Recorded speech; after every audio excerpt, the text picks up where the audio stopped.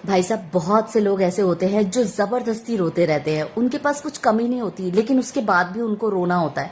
हाय मेरे पास ये नहीं है, हाय मेरे पास वो नहीं है। बेवजह का रोना उनकी आदत ही बन चुकी है।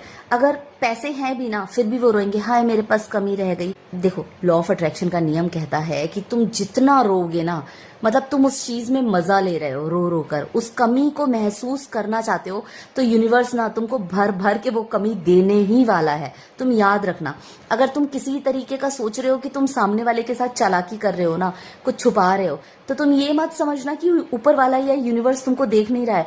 वो तुमको उस कगार पर लाकर खड़ा कर देगा कि तुमको एक्चुअल में उस कमी को महसूस करना ही पड़ेगा, उस दुख को झेलना पड़ेगा। तो जैसे कुछ लोग होते हैं ना, जैसे हमारी हाउस हेल्प होती है, तो at the end of the month जब उसको सैलरी देने का टाइम आता है, तो वो उसको ना बहुत परेशान करते हैं। सेम डेट पे पैसे नहीं देंगे, आने वाले कुछ दिनों के बाद उसको पैसे देंगे। वो भी देते वक्त उनका ना ऐसा लगता है जैसे कलेजा हाथ में आ गया है। तो ये वाली जो हरकत है, मान लो घर पे कुछ इलेक्ट्रिशियन का काम लगा और आपको अब पेमेंट करने का टाइम आया, तो उससे मगजमारी करेंगे, नहीं भैया इतना कर लो, इतना कम। और पैसे देते वक्त ऐसा लगेगा कि हाय मेरे इतने पैसे चले गए मेरे हाथ से। लॉ ऑफ अट्रैक्शन कहता है कि जिस समय भी तुमने उपभोग किया है उन सारी चीजों का, तुमने अपने हाउस हेल्प की मदद ली है, तो जिस समय तुम उसको उसकी सैलरी दे रहे हो ना, खुशी खुशी दो।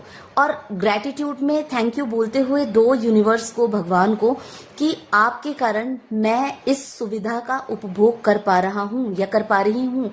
थैंक यू, मेरे पास इतने पैसे थे कि मैं इस सुविधा का आनंद ले पा रहा हूँ।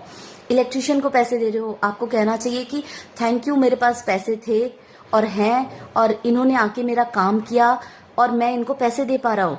जैसे कुछ लोग इलेक्ट्रिसिटी का बिल पे करते हैं at the end of the month, और देते वक्त उनकी जान निकल रही होती है। भाई पूरे महीने आपने यूज किया है उस इलेक्ट्रिसिटी का।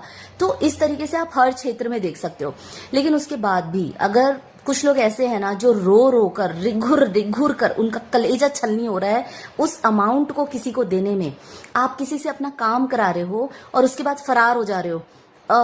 आपको पता है कि आपके पास है, चाहे आप सामने वाले को दिखा रहे हो कि आपके पास नहीं है, लेकिन ये याद रखना सामने वाले को भी पता है। और सामने वाले को नहीं पता है ना, तो वो जो ऊपर वाला बैठा है, जो अदृश्य शक्ति है, उसे सब कुछ पता है।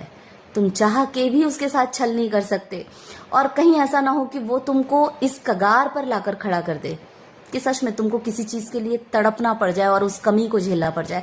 सो ये छल कपट, इन सबसे बाहर निकल आओ, मस्त मौला जीवन जियो। और किसी चीज का उपभोग करते हो तो उसका आनंद अगर उठाते हो तो उसको पे करने के लिए रेडी रहो।